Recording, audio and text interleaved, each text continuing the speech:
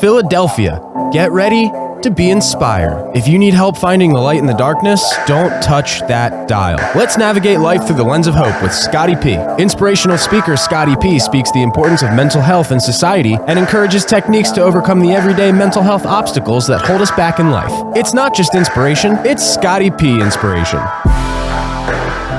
What's going on, everybody? Welcome to another episode of the Scotty P Inspiration Show, here with your host, Scott Prendergast, aka Scotty P. Thank you for joining us for another day of this show, and I hope that you can leave this show feeling inspired and feeling like that you can now navigate your life through the lens of hope and rediscover the resilience within yourself. So thank you, everybody, for joining us today. It is Friday again. We made it to the end of another week. That is always a positive. Now, we're going to jump right into things as we always do, but before that, real quick, if you want to watch the show, a couple ways you could do it. You could go on my website, scottypinspo.com, and listen to it there. You could go on my YouTube channel, that's Scotty P Inspiration, watch the videos along there, or you could go on any major podcast platform, search the Scotty P Inspiration Show, and you can listen that way as well.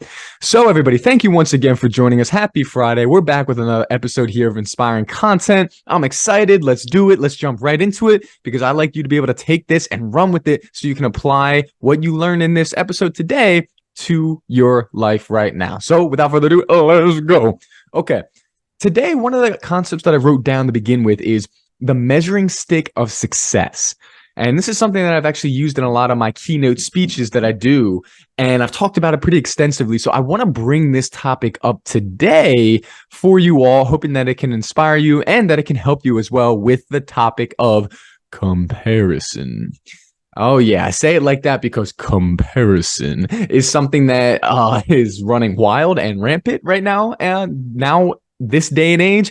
And I also see comparison being the driving force behind so many things that so many of us do.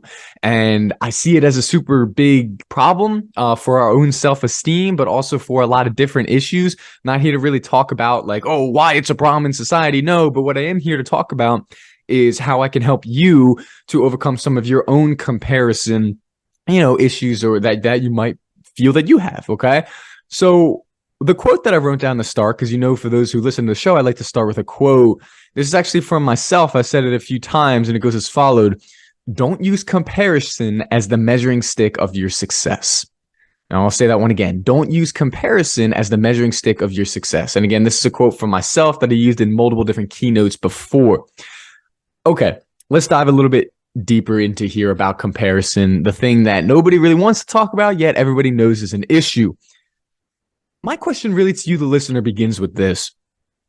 And I want you to ask yourself, what is at the center of your motives? Why do you do what it is that you do? Think about that. Like when you do anything, whether it's apply for a new job, talk to a certain person, go on social media, this or that, whatever it is, what is at the center of your motives? And think about that and, take some time, answer that question. But as you're thinking about it, here's what's interesting. A lot of times we don't really understand or even pick up on the idea that there is something at the center of the motives that we're doing, right? A lot of times we'll just do something because someone else said it, or we'll do something because TikTok told us to do it, or we're doing it because of this or that. And that's fine. But let's just remember that if we're not 100% clear about what the motive is on why we're doing something, it is a slippery slope, and it can lead to allowing comparison to sneak in there and become the dominant force in our life.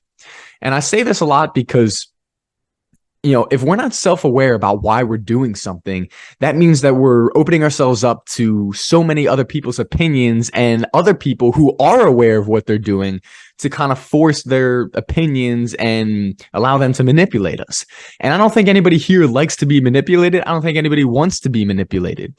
But when we don't have a solid core idea of our motive for doing something, essentially we're opening ourselves up to that manipulation from other people.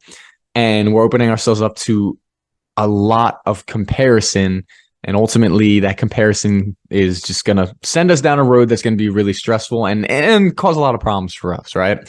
So anyways, where I'm going with this is I want you, the listener, to start becoming more aware of why you're doing what it is that you're doing.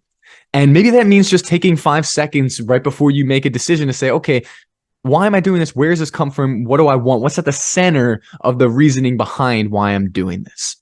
And just by taking that few seconds to whether write it down, to talk about it, to create some of that self-awareness, if it's a decision that we're doing purely based on the fact that we're comparing ourselves to somebody else, we might be able to recognize that and therefore alter what we're doing or change it in a way that it's not going to have comparison at the center, but rather something that's more meaningful and helpful to us. And I think the thing that makes me really sad is with so many of the people that I talk to and see and work with, I see comparison as just this driving force in everything that they do. And I know for me, for years too, I always fell into that trap, right? I would do certain things solely because I was comparing to other people, saying, okay, well, they're doing that, so that means that I've got to do something to one up them. Or, oh, they're doing this, so that means, I shouldn't do that. Whatever it is, any way that it could go, for comparison or against it. But for years, I allowed comparison to be not only the measuring stick of my success, but also the driving force behind a lot of the reasons I was doing certain things. And I didn't understand that. I didn't realize that until I really dove in to start to say, okay, Scott, what are your motives behind doing some of this stuff? Because it's not you, it's not what you want. So what's going on here? And it was through that introspectivity, if you will, that I was able to see, okay, the core of this stuff is coming from my own issues with comparing to other people or comparing to what I see or hear or think. And comparison ultimately was the rock, as silly as that sounds, that was steering everything. And I had to really make that change. Now, for you, you may not know that it's comparison yet. You may say, well, no, comparison is not what's steering me. It's, my hunger and desire to be, better than this person or that person. I'm like, okay, yeah, but that's still comparison. Or it might be, well, no, it's not that. It's just my desire to, be the best that I can be. And that's great if that's true. But how often does being the best that we can be turn into, well, I'm not number one in my class, so now I got to be better? Right? It could be a slippery slope, and the lines really get blurred sometimes. So for you, the listener today, I really, really want you to start to take stock of what's at the center of the decisions what's at the center behind the decisions that you're making and behind the measuring stick that you see, right? Is that measuring stick of success comparison for you, or is it a goal that you set for yourself? A question that I can't answer for you, but I can propose to you to help you to find your way through some of that stuff, right? So that was something that I wrote down that I thought was really, important to share. And on top of that, I wrote another little nugget down as I was going through this. And it says, is your purpose a purpose derived from passion, or is it a purpose derived from comparison? Kind of goes along with what I was just saying. I think a lot of times people, when we don't know what our purpose is, that's fine. That takes years to figure out.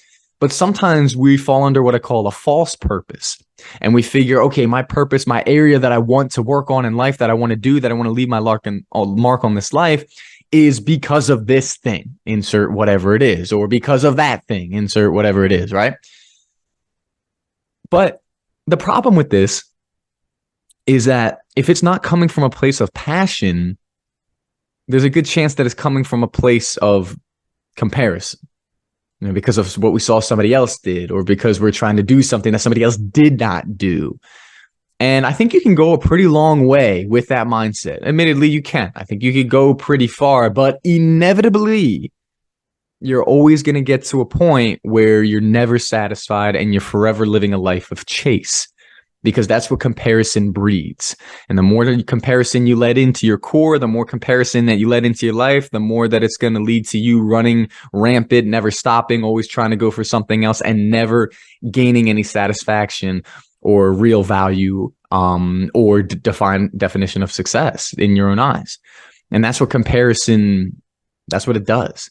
So I think it's really important for us that when we're finding our way in this life, we're finding out what it is that we want. It comes from a place of pure passion and a genuine want to do that thing. And that's not easy for everybody to always dive into and look at. And I don't always just say easy things on the show. Sometimes I'll say some things that might be confronting, that might make people think, oh man, I really got to think about that. Well, yeah, you do. Because inevitably, like I said before, if it's not coming from a place of pure, honest passion, it's not coming from a place of a genuine desire, there's a good chance it's coming from a place of comparison, and we see where that's going to lead us, right? So For the listeners today, look at your purpose. If you don't have one yet, that's totally fine. I can assure you, you already do. It just will take you some time to figure it out. But make sure that it's coming from a place of that genuine passion and not of a place of comparison because of what other people said or what other people have done or because of what people told you could or couldn't do. Because you're going to go so much further when it comes from a place of what you really want rather than allowing everybody to project everything else onto you.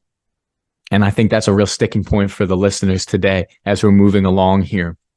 And as we are, I kind of want to share a little analogy that I thought of the other day.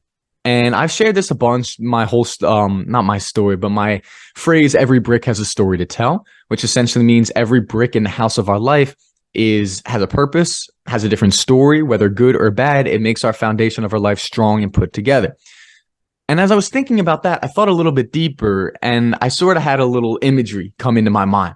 And I thought about it like this. I've pictured myself building my house, one brick at a time, strong and together. And I'm not really going too fast, but I'm making sure that it's sturdy. I'm making sure I'm building it sturdy and strong. And my focus is on that. But when I lift my eyes up and I look to my left or to my right, I see these people that are just building like skyscrapers in like 2 seconds. And they're way ahead of me and they're so high and it's amazing. I'm like, oh my goodness, I'm never going to get anywhere. And I like throw my bricks to the ground in frustration. But then as I kept having this imagery and going through this process, I thought, wait a minute. And I realized that these huge skyscrapers that these people were building were really nice and shiny and amazing for a little bit, but they were built so cheaply and so poorly and on the wrong things that as the wind started to blow, they just completely blew over and fell to the ground. And I think a lot of this comes from one of my favorite scriptures where it's talking about, when we build our lives on Jesus, he is the rock for us. When we build our life on the rock that is Jesus, he is, sturdy, and that is a wise person. And that's where the scripture comes from. So I think a lot of this imagery comes from me being a Christian and seeing that. But as I thought about it more in depthly too, I'm like, okay, so I'm building my structure with these bricks one at a time. I may not be super fast, but I am building it strong and sturdy. And by me building it sturdy, I'm going to be able to get to where I want to in the right time, but knowing that out of nowhere, it won't just completely crumble when something doesn't go right or when this or that might happen. Right. Whereas opposed to the people that build it way quicker than me and I was looking up at, I was like, oh, jealous at first, but yet these people are now way below me trying to start again just to go through the same process of continuing to fall. And when I had this imagery, it really just made me reassure myself that doing things the way that I believe is the right way for me. And that's different for everybody, but I'm a slow and sturdy person, and building it that way is what feels comfortable for me. Now, I feel society puts all this pressure to say the quickest way you could do this and you'll build your business in 2 months and you'll be amazing, whatever it is. And I feel myself, there's a lot of pressure that goes into wanting to like fall into this quick. Yeah, let's get it done quick so we can go super high, super fast and be like, whoa, amazing. But I realized that's for me personally. Again, me personally, that's not what I want, because I want to build something strong and sturdy that's not going to leave me completely fumbling around trying to scramble to rebuild something when it all crumbles. Now, the reason I share kind of that long analogy there is because I think that when we focus too much on comparison, we stop building our strong and sturdy structures, because the whole time we're just looking at everybody else's and saying, oh, how come that's not me? When we're wasting that valuable time that could be used to be doing another brick on top of another brick on top of another brick for our structure, right? So we want to be valuable with that time and make sure, okay, instead of spending all this annoyance and effort and trying to compare with these people around me, I could be using that energy to do it my way. Sure, my way may not be as glamorous as that person's way, or it may not seem, but at least it's true to who I am, and it won't blow over when there's the slightest little hiccup along the way. And I hope that's something that you could take from this as well. I know for me personally, that's helped a lot because, like I said, I prefer slow and sturdy and strong as opposed to fast and cheap and weak. That's just me. And I think comparison would tell you, go fast and cheap and weak, because then you'll be above everybody else, and that's all that matters. Where a true passion that you have on your inside would tell you it doesn't matter, because you want to do it authentically to who you are and what you're doing. Just a thought for you today. And I hope that can maybe spark something to some of you listeners today. to really help you reconsider some different stuff, and also not feel insecure if where you want to go isn't happening as soon as you would like. So as we're continuing on here, one of the other things that I wrote was success has an infinite amount of definitions. So are you focused on obtaining your definition of success or chasing after somebody else's? Now, this, I could really get on my soapbox here, but I'm not going to do that because that's not what this show is about. But I will say this. For years growing up with all these different professors and teachers and schools and all these different people who are always telling me how to do things all the time, it has to be done this way. This is the only way you can do it. If you want to be successful, you have to go here. You have to do that. You blah, blah, blah, blah, blah, blah. Drove me nuts, to be honest. It really did, because, admittedly, I don't really like taking orders from people too much. I like to kind of go my own way. Anyways, getting back on topic here, I feel that so many of us fall into the trap of trying to chase this idea of success that isn't even ours.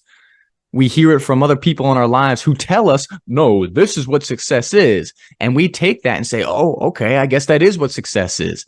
And then we spend our whole lives trying to climb this mountain of somebody else's success that we're not even meant to climb. And we wonder why we're miserable. And we wonder why we're unsatisfied. We wonder why we're feeling like something's wrong. Well, because we believed that this person's idea of success had to be the same for us when it really wasn't meant to be that way for us. And that leads to an unsatisfactory life, right?